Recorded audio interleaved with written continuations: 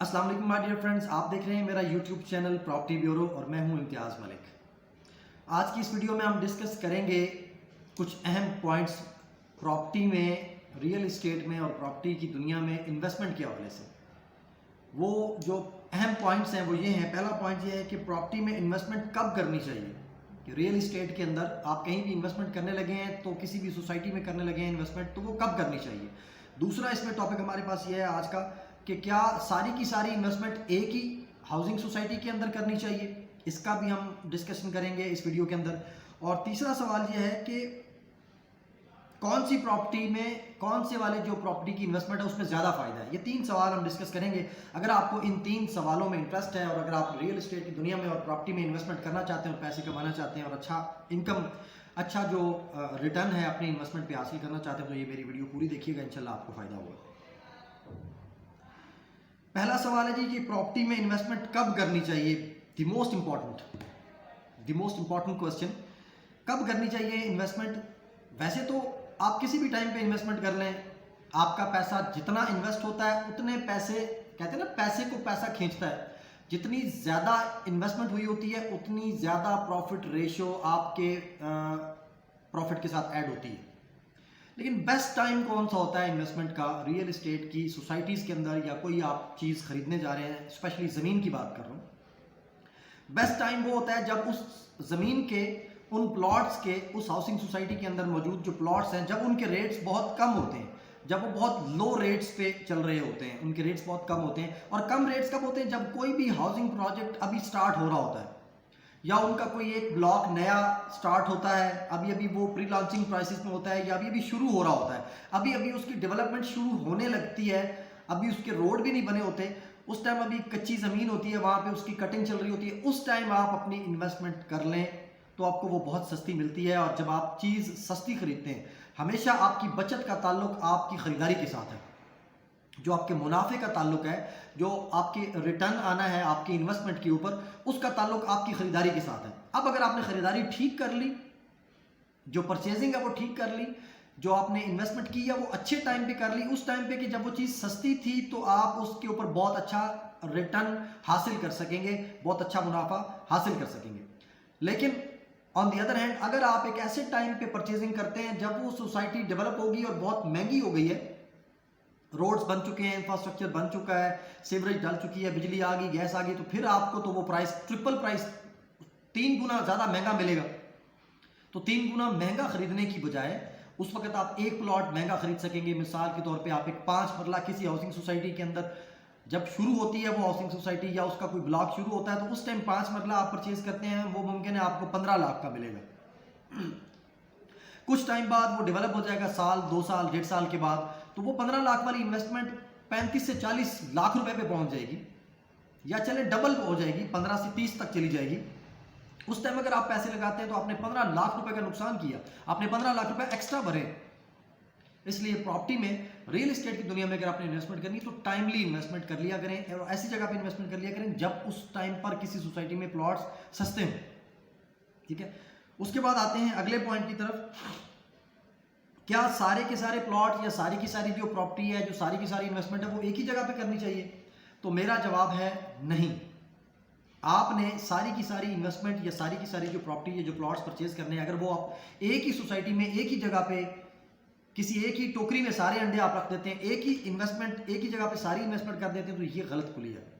कभी भी अपने पैसे एक ही जगह पर यकमुश्त सारे पैसे इन्वेस्ट ना करें।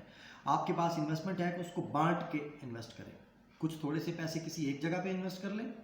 अगर आप मल्टीपल बिजनेसेस को समझते हैं, मल्टीपल कारोबार आप उनको समझते हैं, आपको सेंस है उसकी, तो डिफरेंट कारोबारों में भी आप इन्वेस्ट कर सकते हैं। लेकिन अगर आप रियल एस्टेट के अंदर ही इन्वेस्ट करना चाहते हैं, जो कि सबसे बेहतरीन मुनाफा बख्श का काम है, ये प्रॉपर्टी का जो काम है, जो रियल एस्टेट के जो आपके प्लॉट्स हैं, ये आपको बेहतरीन मुनाफा देते हैं।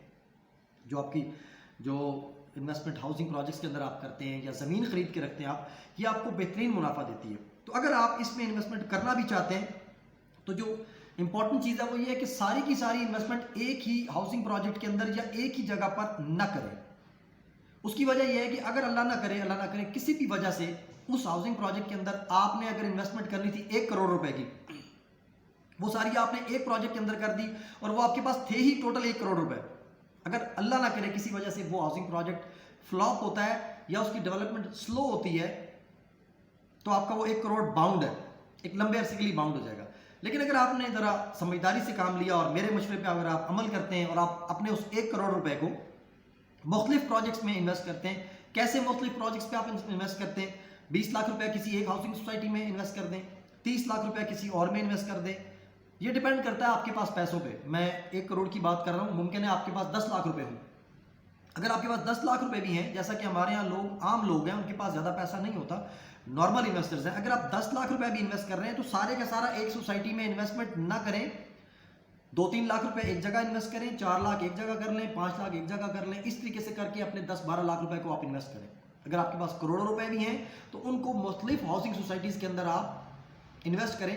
होगा ये कि अगर उन सारी इन्वेस्टमेंट, अब देखिए ना, आपने ज़्यादा एवेन्यूज़ खोल लिए, ज़्यादा रास्ते खोल लिए अपनी आमदनी के। अगर आप एक ही जगह पे इन्वेस्टमेंट करते हैं और खुदा ना खास्ता किसी वजह से वो स्लो प्रोसेसिंग में है, उसकी डेवलपमेंट स्लो है, तो आपकी जो सारी की सारी इन्वेस्टमेंट हुई हुई है वो तो सारी, उसकी जो रिटर्न आना है, इनकम जो आपकी आनी है वो स्लो हो गई। लेकिन अगर आपने 3-4 जगहों पे इन्वेस्टमेंट की हुई है तो किसी एक जगह से अगर इन्वेस्टमेंट में आपका जो मुनाफा है वो स्लो होता भी है तो दूसरी जगह से आपका मुनाफा तेजी से आएगा, तो आपके जो पैसे लगे हुए हैं, जो आपकी इन्वेस्टमेंट है, उसका जो रिटर्न है, आपकी इन्वेस्टमेंट के ऊपर जो आपका रिटर्न है वो आपका जल्दी आपको वापस मिल जाएगा। ठीक है, तो एक और यहाँ पे मैं चीज़ आपको बताता चलूँ कि कुछ लोग मुझसे पूछते हैं कि 1 कनाल और 2 कनाल के जो बड़े प्लॉट्स हैं वो परचेज करने चाहिए हाउसिंग सोसाइटीज़ के अंदर या छोटे प्लॉट परचेज करने चाहिए। इसमें 2 चीज़ें हैं। देखिए जी, आपने घर बनाने के लिए प्लॉट खरीदना है या आपने एज ए इन्वेस्टमेंट प्लॉट खरीदना है।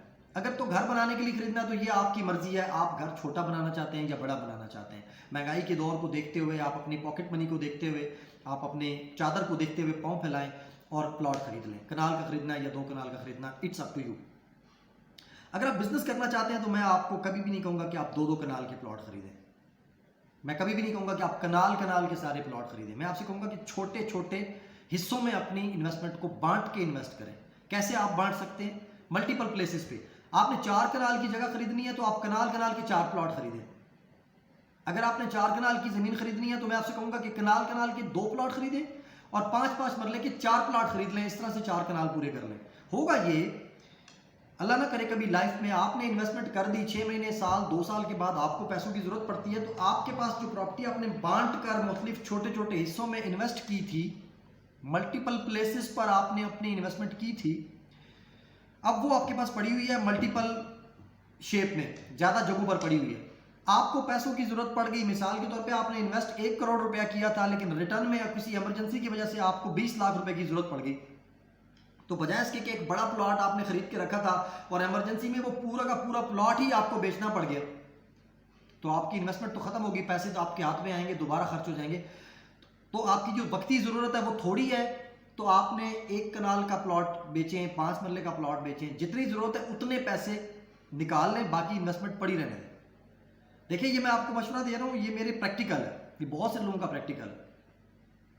हमेशा जब भी कैश आपके हाथ में आता है वो कैश बचता नहीं है, पैसे खर्च हो जाते हैं, इवन बैंक में पड़े हुए पैसे भी खर्च हो जाते हैं।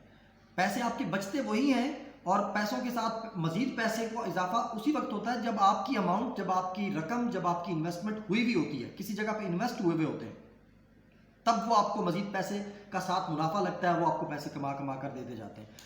तो सवाल ये है कि ज़्यादा बड़े प्लॉट्स लेने चाहिए या छोटे, तो मेरा मशवरा आपको ये कि छोटे छोटे प्लॉट्स के टोटे खरीदें। आप 5-5 मरले के खरीदें, 3-3 मरले के खरीद लें, 4-4 मरले के खरीद लें। आपको जितनी इमरजेंसी अल्लाह ना करे पड़ती है या आपको जितनी पैसों की ज़रूरत है फ्यूचर में, उतना छोटा प्लॉट या छोटा टोटा आप सेल कर दें। अब समझ में आ गई? इससे ये होगा कि आपकी ज़रूरत भी पूरी हो जाएगी और आपकी जो बाकी प्रॉपर्टी पड़ी हुई है, 4 कनाल अगर आपने खरीदी है छोटे छोटे पीसीज में, तो 4 कनाल में से आपने 5 मरला बेचा तो फिर भी 3.5 कनाल के करीब करीब जगह आपके पास फिर भी बच जाएगी। तो इस तरह से आपकी इन्वेस्टमेंट भी रहेगी और आपका प्रॉफिट जो है वो भी बढ़ता जाएगा और आपकी इमरजेंसी की जो जरूरत है वो भी पूरी हो जाएगी। तीसरा और आखिरी सवाल ये है कि कौन सी प्रॉपर्टी और कौन सी जो ज़मीन है वो आपको सबसे ज़्यादा फ़ायदा देती है? ये सवाल अक्सर इन्वेस्टर्स हमसे करते हैं। बैरून मुल्क पाकिस्तानी जब हमें कॉल करते हैं, वो अपने पैसे इन्वेस्ट करना चाहते हैं, बहुत मुश्किल से दिन रात मेहनत करके अपनी फैमिली, अपने ख़ानदान, अपने बच्चों, माँ बाप, बहन भाइयों से दूर रहकर वो पैसा कमाते हैं मैं बहुत कदर करता हूँ बैरून मुल्क पाकिस्तानियों की। आप बहुत बड़ी कुर्बानी दे रहे हैं अपनी फैमिलियों के लिए। मेरी आपके लिए राय ये है कि आप जब भी रियल एस्टेट के अंदर इन्वेस्टमेंट करें तो प्रॉपर्टी ब्यूरो का चैनल आप सब्सक्राइब करें, ज़रूर मेरी वीडियोस देखें। मेरा नंबर है 0336916863। आप एक दफ़ा व्हाट्सएप पे या फ़ोन पे रब्ता करके मुझसे ज़रूर राय ले लें, मैं आपको इंशाल्लाह बेहतरीन राय दूंगा। मैं पिछले 14 साल से रियल एस्टेट की दुनिया में काम कर रहा हूँ, तो अपने एक्सपीरियंस से इंशाल्लाह आपको बेहतरीन मशवरा दूंगा। अच्छा, आखिरी सवाल की तरफ बढ़ते हैं कि कौन सी प्रॉपर्टी ज़्यादा फ़ायदा देती है। दो तरह की आपकी प्रॉपर्टी होती है हाउसिंग सोसाइटीज़ के अंदर, एक होती है कमर्शियल, एक होती है रेजिडेंशियल। ठीक है, अब कमर्शियल वो होती है जो किसी भी हाउसिंग प्रोजेक्ट के अंदर कमर्शियल एरिया छोटा सा बनाया जाता है। एक बहुत बड़े एरिया पे जब सोसाइटी बना दी जाती है तो उसके बीच में किसी सेंट्रल पॉइंट पे छोटा सा कमर्शियल एरिया बनाया जाता है। अब कमर्शियल एरिया चूंकि छोटा होता है तो उसकी मांग भी ज़्यादा होती है, उसकी डिमांड भी ज़्यादा होती है, उसके ऊपर प्रॉफिट फिर उसी हिसाब से लगता है। अब फॉर एग्जांपल किसी टाइम पे किसी चीज़ की मार्केट में बहुत ज़्यादा क्वांटिटी अवेलेबल होती है, तो वो चीज़ उसकी क्वांटिटी ज़्यादा अवेलेबल है तो उसकी प्राइस कम हो जाती है। कोई चीज़ मार्केट में ज़्यादा तादाद में जब आपको मैसर होती है तो उसकी प्राइस कम होती है, वो सस्ती मिलती है। लेकिन एक चीज़ शॉर्ट हो जाती है मार्केट में, आपने देखा होगा अक्सर जो चीज़ें ब्लैक में बेचते हैं या शॉर्ट करके बेचते हैं या गोदामों में स्टोर कर लेते हैं चीज़ें, वो क्यों करते हैं? इस स्ट्रेटजी के पीछे पैसा कमाने का मकसद होता है उनका। चीज़ को मार्केट में शॉर्ट करते हैं, शॉर्ट होती है, उसकी डिमांड बढ़ती है, जब डिमांड बढ़ती है तो प्राइसेस हाई कर देते हैं और वो फिर चीज़ बेचते हैं। सेम इसी तरह रियल इस्टेट के अंदर कमर्शियल प्लॉट्स बहुत थोड़े होते हैं, तो जब वो थोड़े होते हैं तो उसकी डिमांड ज़्यादा होती है, तो उसमें आपको प्रॉफिट ज़्यादा मिलता है।